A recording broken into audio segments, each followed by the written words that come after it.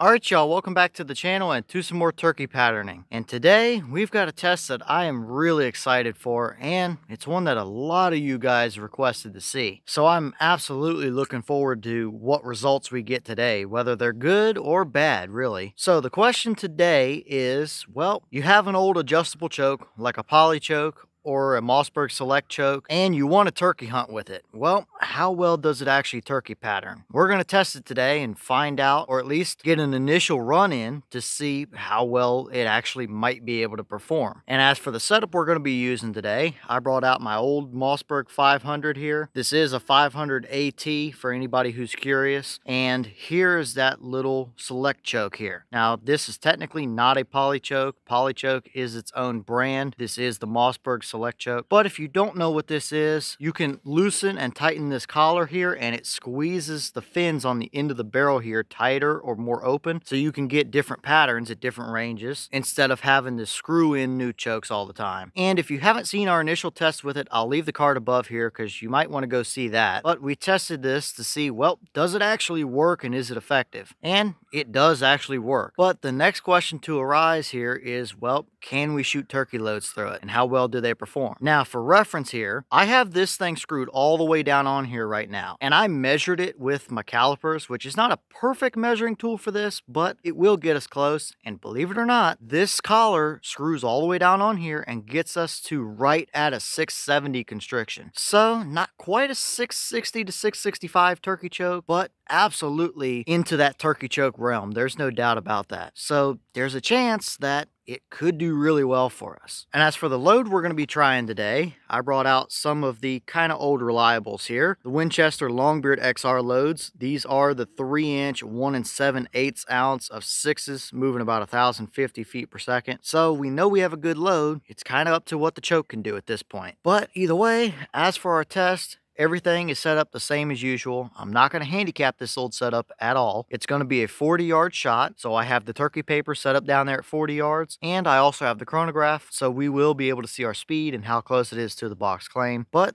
let's get you guys set up with the view of this target and take this shot and see what it actually can or can't do, that is. I have some decently high hopes for it, or at the very least, I'm absolutely curious to see how well it does. So let's go over here and shoot it and see what happens.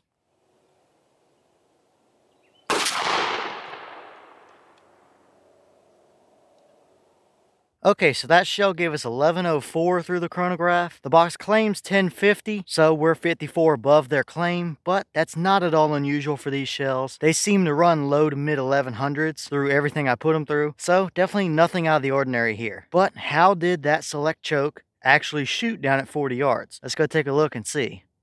Alright, so now we're down here at our 40-yard paper, and this is what it looks like. Now, before anything, we do have a dead bird. There is one through the brain there and a couple more down through the spine. And even though it's not a super hot core, there's not a whole lot of wiggle room on that piece of paper to where he would be able to walk and get away from you. Even though this birchwood casey doesn't really look all that amazing as far as the paint flaking off of it anyway. Now backing up and looking at the rest of the pattern here, I mean, it's nowhere even close to what a modern day good performing turkey combo would be able to do, but would it still work or get the job done for you out to 40 with that shell? Yeah, absolutely. Now, again, compared to a modern day turkey setup, this is not impressive whatsoever. But we do see, or at least I do see here in person, what kind of looks like a relatively circular pattern right around that area right in there. So I was hoping for a little bit better. Now, if that was a waterfowl pattern, that would look pretty good in my opinion anyway. But can't really use lead for waterfowl anymore, so that's kind of out of the question, unfortunately. So all in all here, would you be able to take this out turkey hunting? Sure, absolutely. But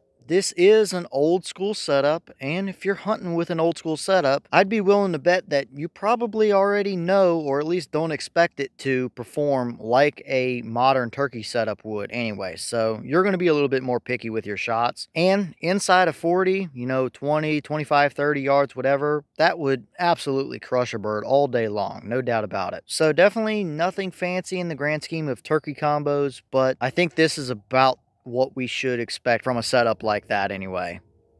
Okay, and here's the wad out of that shell, and as you can see, you can very clearly tell where those little ribs come together because it did make these little almost slice marks in all the petals. So that may have had some effect on our pattern, I guess, but as you can see, nothing stuck down in there except a little bit of that buffer material they used, and it didn't quite open up perfectly evenly. So it all might have had a little bit of an effect on our pattern, but I think it's more so a case of just not quite enough constriction overall, being roughly 670 with lead sixes. They tend to like a little bit more constriction. So I guess there's not really anything too unusual to see here, except those little slice marks in the side of the wad.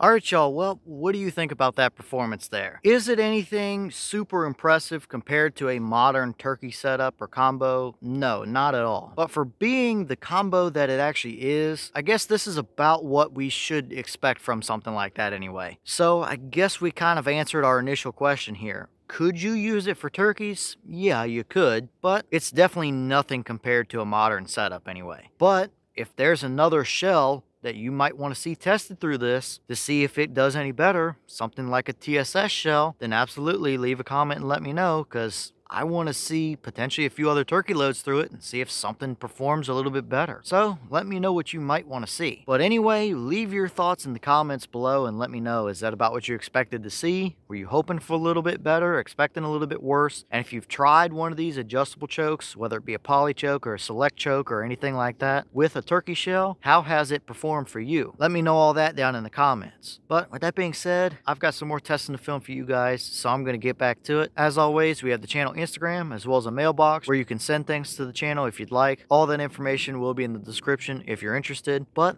I'm going to get back to it, so I'll see y'all in the next one.